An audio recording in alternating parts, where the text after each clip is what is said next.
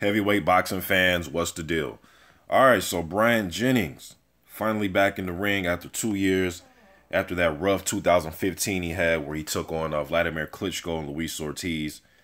Man, that's two very difficult back-to-back fights for a fighter, man. But that's what I like to see, guys taking those type of fights, that's coming into those fights with a winning attitude, not just as a journeyman.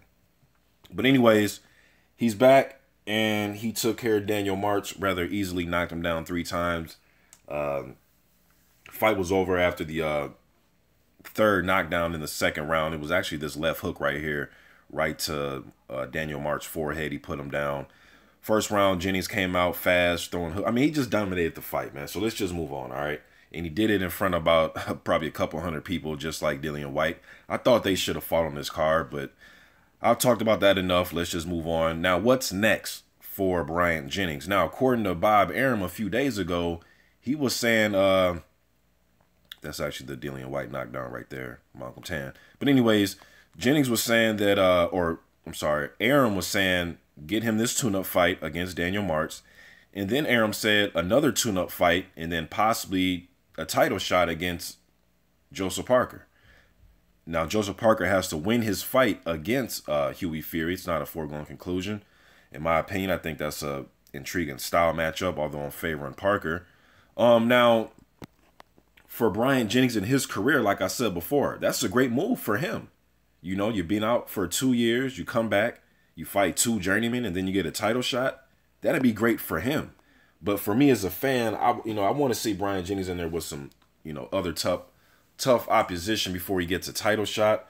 Now, Jennings is a guy, like I said, he's fought Ortiz, he's fought Klitschko, he fought Spilka when Spilka was undefeated, took his oil away from him. He fought Mike Perez when he was undefeated, took his oil away from him.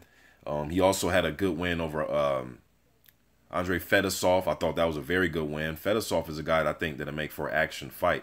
Hopefully I see him in there with somebody soon, man. Like Amir Mansour or somebody like that. But anyways, to me, the obvious fight to make is the Andrew Ruiz Jr. fight. They're both with Top Rank. Andrew Ruiz Jr., I'm sure he wants his shot at Joseph Parker again in the future, I'm sure. That was a very close fight that they had. Top Rank both have Jennings and Ruiz Jr. That is just, to me, so obvious. You know what I mean? Like, how can you not make that fight?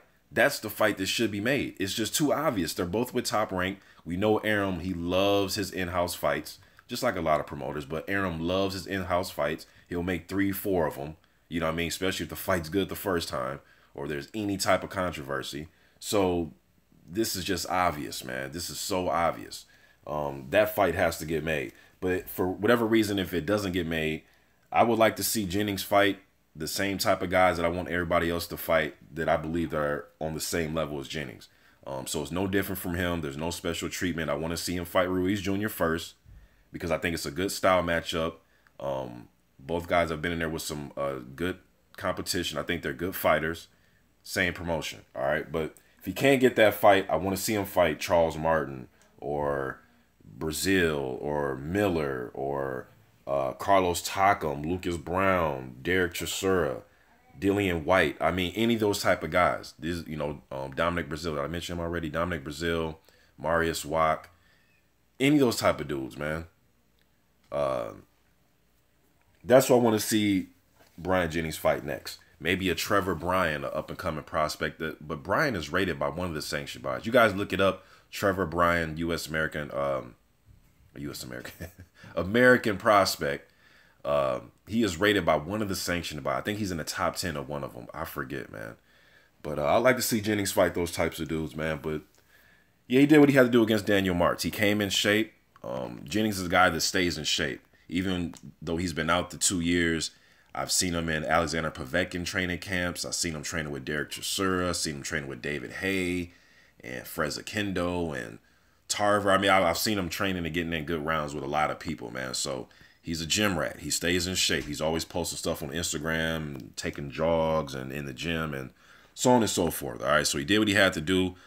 We'll see what Top Rank does with him next. Do they give him another tune-up and then have him fight like a Ruiz Jr., or do they go right into a Ruiz Jr. type of fight? Or do you think Bob Arum is really going to give him another tune-up And then if Parker wins, feed him to Parker. Now, the Parker-Jennings matchup is not a bad matchup. But there's just other things I would like for Parker to do. But he has to beat Fury first, man. But I would like to see him fight in a unification. You know what I mean?